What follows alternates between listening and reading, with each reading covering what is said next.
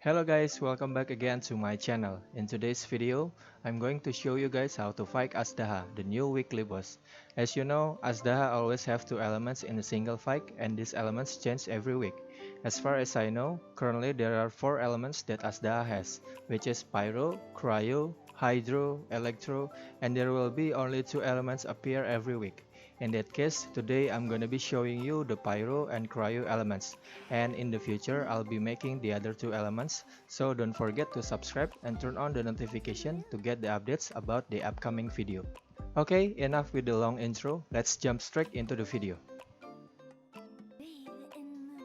First thing I wanna say is about team comp. As always, bring your best DPS here, and also it is recommended to bring a shield character like Zhongli, Diona, Xinyan, or even Noel. The best protection is always Zhongli, but in case you don't have him, you can always use another shield character. I personally bring Diona as Diona can bring you shield and remove the debuff you got from the boss. Another reason I pick Diona is because she can also heal you.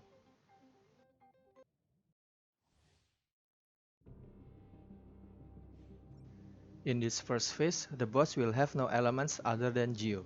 He will change his element when his HP drop to a certain point or the battle take too long. The first attack you see is called the head strike. In this attack, he will slam his head below and unleash ground explosion that move in a straight line. To avoid this, run outside the line that boss attacked. The next attack is called body slams. It will unleash ground explosion around him 2 times, and the second explosion has a wider area of effect. To avoid this, run outside the area of effect or use a shield character to block the damage. This attack called Stone Barrage. It will launch a stone barrage to you. The stones will explode shortly upon impact on the ground. To avoid this, simply run outside the explode area when it hits the ground. This attack called Burrow. Azhdaha will submerge underground and dig around the arena. This attack will trigger massive earthquake and many rocks will range to the arena for a while. When Azhdaha came back to the surface, he will charge upon you. This charge attack is hard to avoid due to Azhdaha randomly spawns near you. The best strategy here is to stand at the edge of the arena. By doing this, he will never spawn near you and will spawn at the center of the arena instead. This attack called side body slams. It will be triggered if you attack him from sides. To avoid this, run to the front or back of Azhdaha. This attack called tail swings. To avoid this attack, you have to iframe it just before the tail reaches you. This attack called tail slams. Same as the head strike. To avoid this, simply run outside the area of effect. This attack called 3 waves. He will slam his foreleg once and emits 3 consecutive shock waves. To avoid this, run outside the area of effect. On this burrow attack, as you can see, I'm standing on the edge of the arena and Azhdaha spawn on the center of the arena, instead spawning near you.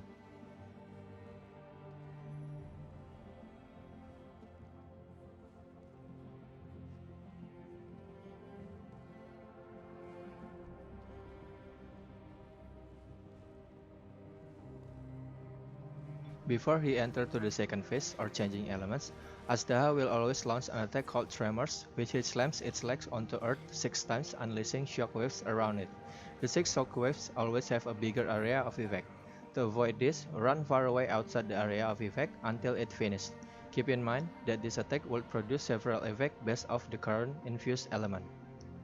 The first attack he launched after he entered the second phase is called the King's Roar. The attack pattern could be different depends on element he infused. In this case is Pyro, which he will summon several meteors that fall from sky around him and leaves a large pool of lava upon impact, dealing continuous pyro damage to characters in the affected area. The pool lava will last for a while. To avoid this, run outside the mark created on the ground when it shows. In this phase, Azhdaha will also use the same attack as the phase before, but with the current element debuff. Any of these debuff will be always damaged over time until the debuff is removed. In this case, I use Diona to remove the debuff I got when I failed to avoid the attack. This time, Azhdaha changed his element into Cryo. Like I said before, he launched the King's Roar attack before changing its element into Cryo.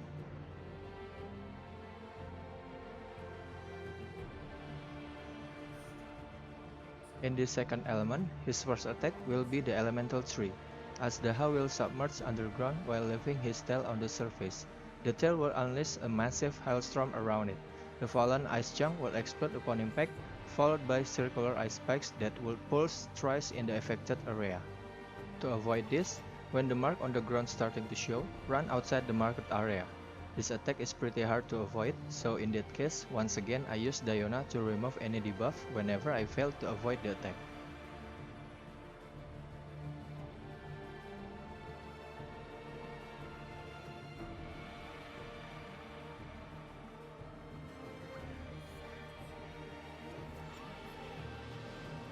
This attack called Fractal Lance. Azhdaha will form a frozen spear in the air. The spear will then periodically summon several ice javelin that will target at you, dealing elemental damage and applying cryo debuff. He will also summon several ice chunks as he did before.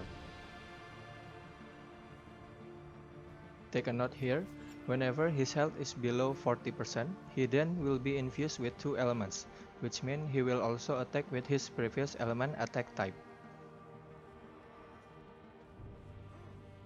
Whenever he possesses 2 elements, it will be harder to avoid any damage from his attack, so I would really recommend you bringing a shield character and a healer.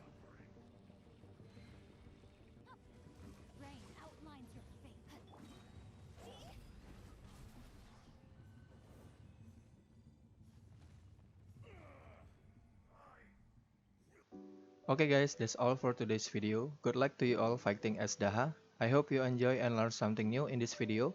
Don't forget to hit that subscribe button and turn on the notification for more Genshin Impact video on the future. Like on this video would be very much appreciated. As always, thank you for watching. My name is Josie and I'll see you on the next video.